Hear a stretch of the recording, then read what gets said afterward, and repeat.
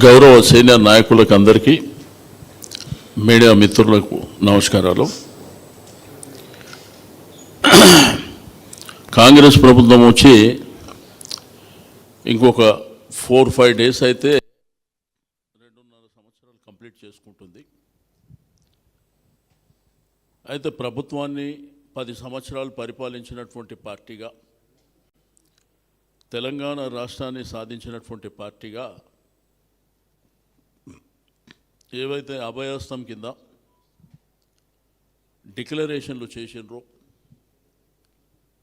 దాంట్లో ప్రధానమైనటువంటిది youth declaration. Youth అంటే భవిష్యత్తుకు మరి వాళ్ళే మన యొక్క రాష్ట్ర భవిష్యత్తు కానీ దేశ భవిష్యత్తు కానీ. ఆ రోజు యూత్ డిక్లరేషన్ పేరిటి మీద అమరవీరుల త్యాగాలకు గుర్తింపుగా ప్రభుత్వ ఉద్యోగమని, వాళ్లకు నెల నెల పెన్షన్ అని ఒక కార్యక్రమం చెప్పారు.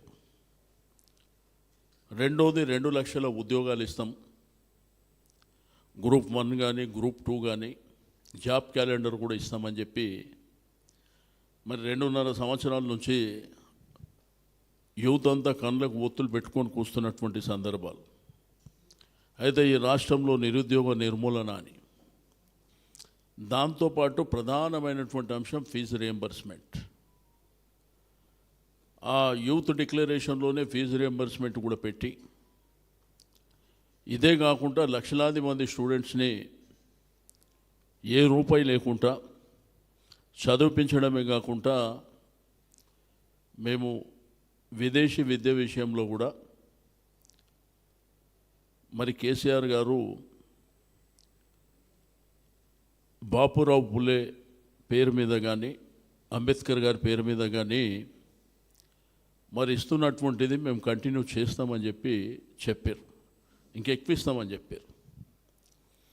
అయితే ఒకటి బర్నింగ్ ఇష్యూ ఏంటంటే ఫీజు రియంబర్స్మెంట్ అనేది చాలా ప్రధానమైనటువంటి అంశం. ఎందుకంటే ఆ లక్షలాది మంది పిల్లలు ఇప్పుడు జూన్ 12వ తేదీన కాలేజీ లోపలైన తర్వాత వాళ్ళ టీసీలు తీసుకోవడం కానీ, ఫర్దర్గా వాళ్ళ గ్రాడ్యుయేషన్ విషయంలో కానీ, లేకపోతే దేశ విదేశాలకు వెళ్ళి చదవాలన్నా కానీ చాలా ఇబ్బందికరమైనటువంటి పరిస్థితులు. కోర్టు ఒక జడ్జిమెంట్ ఇచ్చిందని చెప్పేసి ఇక మేము సేఫ్గా ఉన్నామని చెప్పి ప్రభుత్వం అనుకుంటుంది. బట్ ఒక్కసారి విద్యార్థి రూపం రోడ్డు మీదకి వచ్చిందనుకో, మరి మీ ప్రభుత్వానికి ఇబ్బందికరమైనటువంటి పరిస్థితులు వస్తే గుర్తుపెట్టుకోవాలని చెప్పి నేను ఈ సందర్భంగా తెలియజేస్తా ఉన్నాను. ఈరోజు మేమందరం కూర్చునేది, మా వర్కింగ్ ప్రెసిడెంట్ కేటీఆర్ గారు ఒకసారి మీరు అందరూ కూర్చొని దీని మీద వాళ్ళు సరూర్ నగర్లో ఇచ్చినటువంటి డిక్లరేషన్ మీద ఒకసారి ప్రభుత్వాన్ని మీద గుర్తు చేయడమే కాకుండా వాళ్ళ మీద ఒత్తిడి పెంచడానికి ఈ కార్యక్రమాన్ని తీసుకుందామని చెప్పి దీని మీద కొంత స్టడీ చేయమని చెప్పిండు పెద్దలందరూ. మరి ఇప్పుడు మేము ఇక్కడ కూర్చొని చర్చించినప్పుడు దాంట్లో అనేకమైనటువంటి అంశాలు ఉన్నాయి. ఎందుకంటే ప్రతి నియోజకవర్గానికి సంబంధించినటువంటి అక్కడ ఉన్నటువంటి యూత్ కానివ్వండి, విద్యార్థులు కానివ్వండి మా దగ్గరకు వస్తుండ్రు. సరే వచ్చినప్పుడు చూద్దాం, వెయిట్ చేద్దాం, గవర్నమెంట్ ఇంకా మరి మీ జీవితాలతో ఆడుకుంటుంది కాబట్టి వాళ్ళు ఏమైనా రియాక్ట్ అవుతారా చూద్దామంటే వాళ్ళకి చలనం లేదు. అందుకే ఈ నెల 30వ తేదీన ఇక్కడనే ఒక సమావేశం ఏర్పాటు చేస్తున్నాం కేటీఆర్ గారి సమక్షంలో. మరి అదేవిధంగా మాకు గతంలో విద్యార్థి నాయకులు ఇక్కడ మా బాల్క సుమన్ గారు, అదేవిధంగా గ్యాదరి కిషోర్ గారు, గెల్లు శ్రీనివాస్ గారు, షమీపూర్ రాజు గారు, మరి అదేవిధంగా ఇంకా రాష్ట్రంలో మన విద్యార్థులతోని రెండోది ఇప్పుడు చదువుకునేటువంటి విద్యార్థులు ఎవరైతే ఉన్నారో ఒక 5 మంది ప్రతి జిల్లాకు వాళ్ళతో కూడా ఇంటరాక్షన్ కార్యక్రమం చేసి మరి సరూర్ నగర్ డిక్లరేషన్ని అదే సరూర్ నగర్ ప్రాంతంలో మరి వచ్చే నెల ఆ డేట్ గిట్లా అన్నీ 30 తారీఖు నాడు ఆ పోస్టర్ గిట్లా అవన్నీ ఉంటాయి.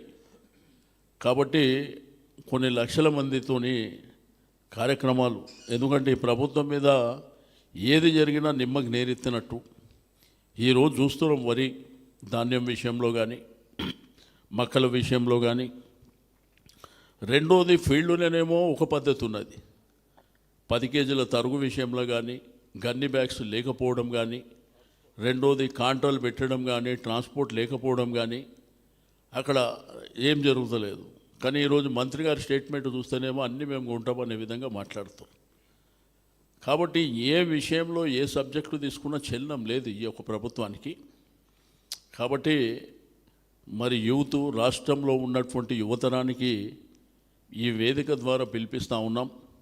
అదేవిధంగా ఫీజు రీయింబర్స్మెంట్ విషయంలో కూడా ఏ తల్లిదండ్రులు అయితే ఇబ్బంది పడుతున్నారో, ఏ పిల్లలైతే ఇబ్బంది పడుతున్నారో వాళ్ళకు కూడా మరి ఈ వేదిక ద్వారా మేము పిలిపిస్తూ ఉన్నాం. వచ్చే నెల డేటు ఈ 30 తారీఖు నాడు డిక్లేర్ చేస్తాం. ఆ వచ్చే నెల మాత్రం చలో సరూర్ నగర్ అనే కార్యక్రమాన్ని తీసుకుంటున్నాం.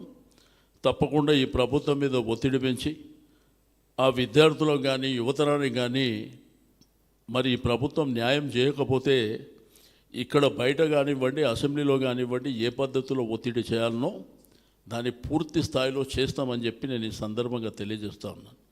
మీకు అదేవిధంగా ఓవర్సీస్ చదువుల విషయంలో కూడా చాలా చిన్న చూపుతో ఉన్నది ఈ ప్రభుత్వం.